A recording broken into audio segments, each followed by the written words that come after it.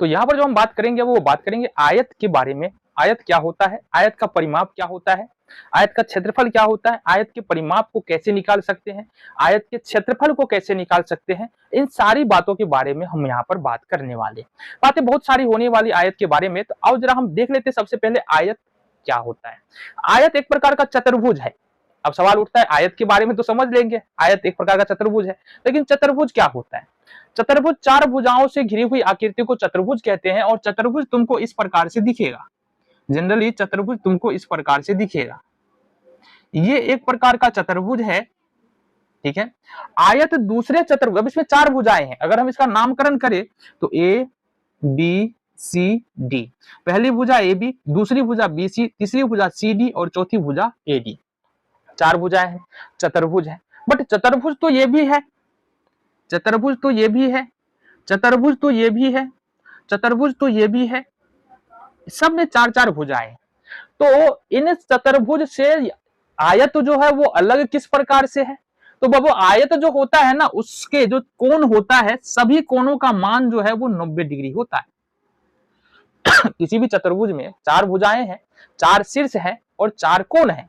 तो आयत की बात करेंगे तो सभी कोण क्या होगा, 90 डिग्री का होगा। दूसरी बात, आमने सामने की जो भुजा होती है वो समांतर होती है और बराबर होती है। इसका मतलब अगर मान लो ए बी सी डी एक आयत है, तो इसका मतलब ए डी बराबर बी सी होगा और डी सी बराबर ए बी होगा।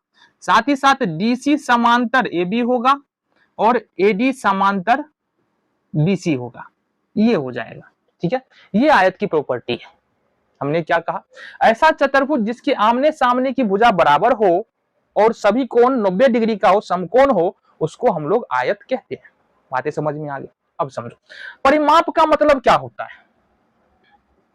परिमाप का मतलब क्या होता है, परिमाप का मतलब होता है चारों तरफ, चारों यानी घेरा का योग हम परिमाप बोलेंगे, ठीक है। परिमाप का मतलब समझो ये एक खेत है, ये एक आयताकार खेत है। अगर इसका परिमाप निकालना है तो ए बी का मान जितना होगा, अब इसका मान कुछ ना होगा, सपोज ये 4 सेंटीमीटर या 4 मीटर का है, तो ये भी 4 मीटर होगा, ये 3 मीटर है तो ये भी 3 मीटर का होगा। तो परिमाप का मतलब अगर हम इसका परिमाप निकालेंगे तो जनरली कैसे कर सकते हैं, 4 + 3 + 4 + 3। देखो 4, ये वाला 3, ये वाला 4, ये वाला 3। तो यहां पर क्या लिख सकते हैं, 2 बार यहां पर 4 आ रहा है, ठीक है, और प्लस में 2 बार यहां पर 3 आ रहा है। इसको अपन लिख सकते हैं 2 × 4 + 3, 2 + 4 + 2 × 4 + 3, ठीक है। तो यहां से तो हमको समझ में आ रहा है कि 2 × ये हो जाएगा 7 बराबर में 14 सेंटीमीटर। ये हमारा क्या निकल के आ रहा है, ये निकल के आ रहा है हमारा परिमाप। परिमाप तो निकल के आ गया। अब अगर मान लो इस आयत की जो लंबाई है वो L हो जाए और चौड़ाई अगर B हो जाए, क्योंकि ये बराबर है ना, 3 3 और 4 4, तो लंबाई को हमने, जो बड़ी भुजा होता है उसको लंबाई बोलते हैं, जो छोटी भुजा है उसको हम चौड़ाई बोलते हैं। तो AB बड़ी भुजा है, ये लंबाई हो गया, और BC छोटी भुजा है, उसको हमने चौड़ाई यानी कि B माना है। तो यहां पर देखो, यदि किसी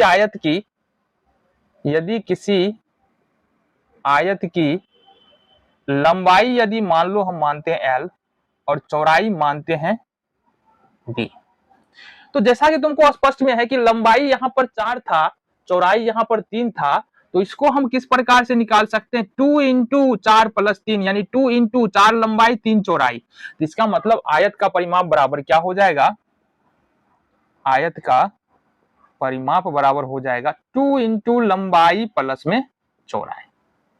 बातें समझ में आ गई। अब समझो, यहां पर एक क्वेश्चन लेते हैं, किसी आयत की लंबाई 10 मीटर और चौड़ाई 7 मीटर है, तो परिमाप क्या होगा, परिमाप क्या होगा। तो अगर आयत के परिमाप के बारे में बात की जाए तो ये क्या होता है, अभी हमने बताया परिमाप बराबर क्या होगा।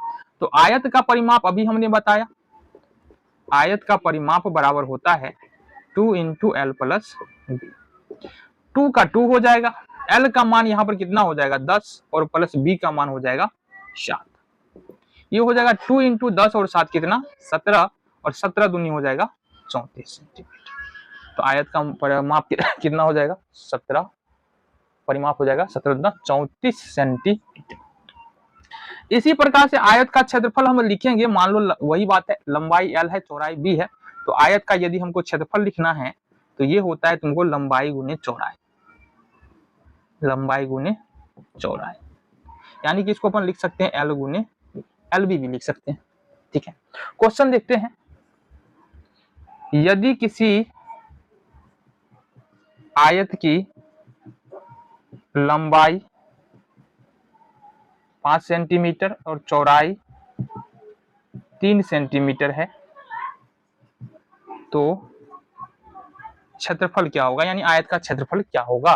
तो यहां से अगर हम देखते हैं तो आयत का क्षेत्रफल बराबर हमने क्या बताया, आयत का क्षेत्रफल बराबर हमने बताया लंबाई गुने चौड़ाई। लंबाई का मान यहाँ पर 5 दे रखा है गुना चौड़ाई का मान यहाँ पर 3 दे रखा है, ये हो गया 5 दिया है 15। तो इस तरह से 15 वर्ग सेंटीमीटर हो जाएगा, क्योंकि यहाँ भी सेंटीमीटर यहाँ भी सेंटीमीटर, तो वर्ग सेंटीमीटर हो जाएगा। आयत का क्षेत्रफल बराबर 15 वर्ग सेंटीमीटर। तो इस प्रकार से हमने आसानी से समझा कि आयत का परिमाप क्या होता है और आयत का क्षेत्रफल क्या होता है, आयत के परिमाप को कैसे निकाल सकते हैं, आयत के क्षेत्रफल को कैसे निकाल सकते हैं, है ना। कुछ और बातों को देखेंगे अगली वीडियो में।